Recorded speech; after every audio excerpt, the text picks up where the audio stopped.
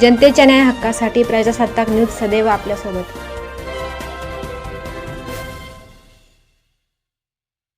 संगमनेर शहरातील सय्यद बाबा चौक व नेहरू चौक परिसरात वाढत्या गर्दीच्या पार्श्वभूमीवर आमदार सत्यजित तांबे यांनी आज सकाळी प्रत्यक्ष भेट देत परिस्थितीची पाहणी केली। 2 दिवसांपूर्वी रमजान महिन्यानिमित्त सय्यद बाबा चौक येथे फळे व खाद्यपदार्थांच्या हातगाड्यांमुळे नागरिकांना ये-जा करण्यास अडचणी निर्माण होत असल्याची बातमी प्रजासत्ताक न्यूजनं प्रसारित केली होती।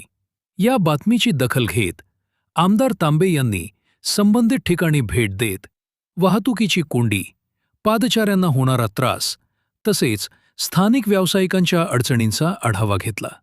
यावेळी त्यांनी हातगाडीधारकांना नियोजनबद्ध पद्धतीने स्टॉल लावण्याच्या सूचना केल्या।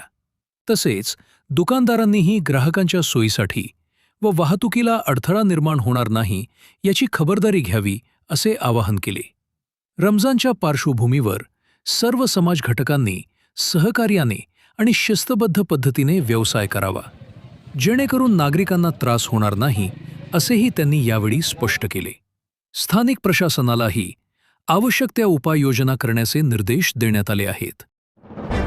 आपल्या परिसरातील ताज्या घडामोडी पाहण्यासाठी आजच प्रजासत्ताक न्यूज 24 ला सबस्क्राइब करा आणि 10 अपडेट तसेच लाईक अँड शेअर करायला विसरू नका। प्रजासत्ताक न्यूज सदैव आपल्यासोबत।